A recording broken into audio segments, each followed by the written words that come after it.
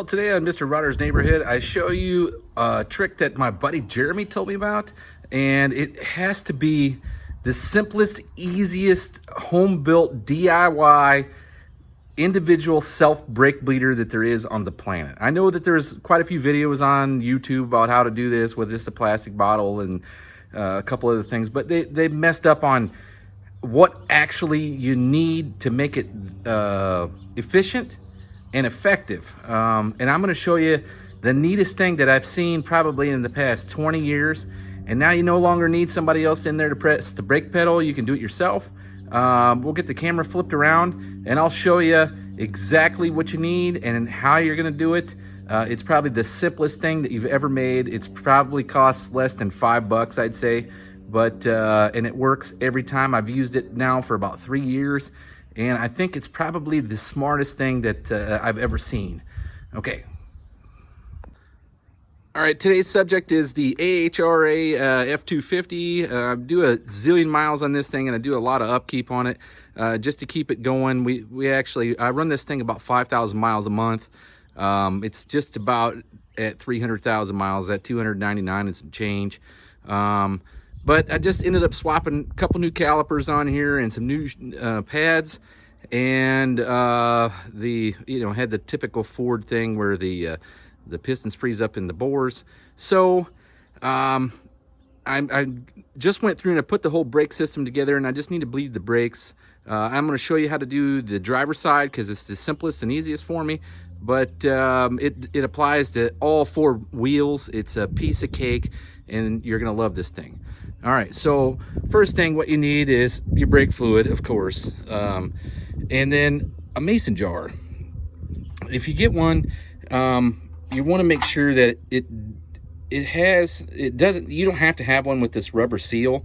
And I found that when you get brake fluid on this rubber seal, it wants to stick to this glass. Like, you need a couple thousand foot-pounds of torque to get it to release. But other than that, you just get a simple mason jar.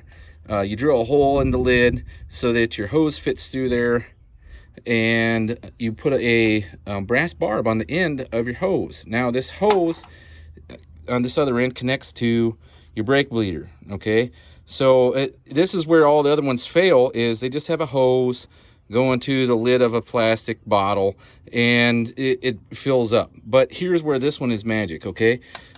What you do is you take your mason jar and you add a little bit of brake fluid to that dude, okay? So here's what happens.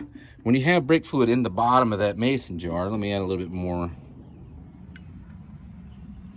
Okay, so when you add some brake fluid to the bottom of that mason jar and your barb sits down all the way in the fluid, you want to make sure that the end of it is buried in the fluid and it's under the fluid, right?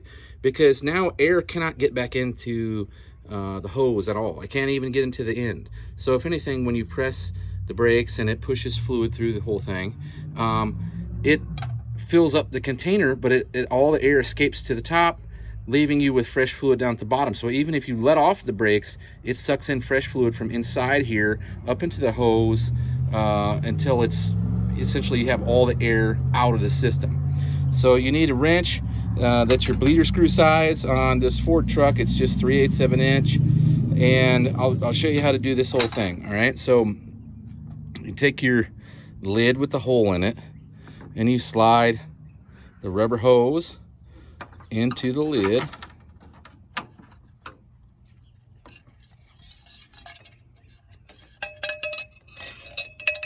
All right, so now you're set up and ready to go.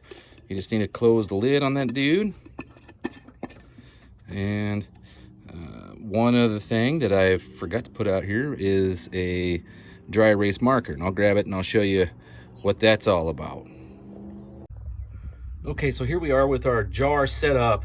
It's on our caliper on the bleeder screw. As you can see, it's a new caliper. And then I already have the wrench attached to the bleeder screw with the rubber hose attached to the end of the bleeder screw and then routed up and over. I do that on purpose so that there's no low points in it and it doesn't have a kink, but it's a piece of cake. So you can see now that your brass barb is sitting in the fluid below the fluid level, Okay.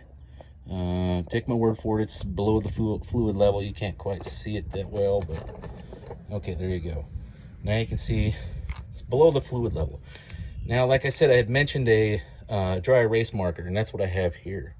Okay, so I'm going to just mark the fluid where it's at in the jar. Okay, I don't even know if it's marking. Yeah, it is somewhat. All right, so I'm about a 1/4 inch low, but it doesn't really matter how exact it is. You're just trying to use it for a frame of reference, because when you start pushing fluid for this thing, you'll know that you have all the air out as the fluid starts to build in the jar. Okay, so now it's just as simple. You already got it set up. Everything's ready to go. Sorry about the finger there. All you do is loosen your bleeder screw. Okay, so I just loosened it in about a 1/4 of a turn. All right, so it's as simple as going up here and checking out. You got fluid. You want to make sure it's full. Okay, don't leave the cap off because it will start to gravity bleed. But then you just come over to the truck. In this case, the truck, and you press on the brake. 1, 2, and 3. I try not to go over 3 because it is so easy with the bleeder screw open down there to empty the reservoir on the master cylinder. So, all right, so now we'll go back. You look, you can see how much fluid we've removed from the master cylinder, and again, it has gone down, so you don't want to leave that off because it will gravity bleed down into the jar itself. But you come down here and you see, okay, our mark.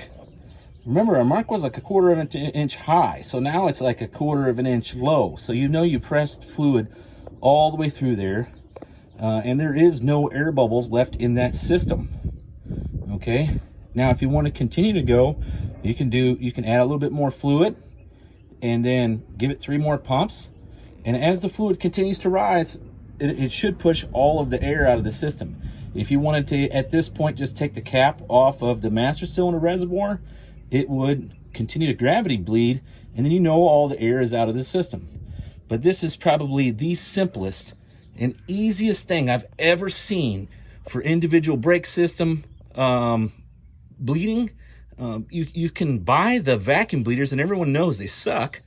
But man, this thing is about as simple as it gets, and it really rocks. I've never ever had an issue with getting air out of the system with the brake bleeder like this. So just FYI, if you're working at home, this is the kind of things that you need to figure out with shortcuts and stuff to save yourself a lot of time. Well, until tomorrow, I will see you later. Oh, hey, and don't forget, we're having an event called the No Name Nationals, Sykeston, Missouri, September 30th, October 1st. It's at Jeffers Motorsports Park. You can pre-register on nonamenationals.com. You can even buy pre-registered spectator tickets on there. You'll save yourself $5 on the spectator ticket. At the gate, it's going to be $20. Pre-registered is $15 a day. So make sure you head on over to nonamenationals.com and get yourself enrolled.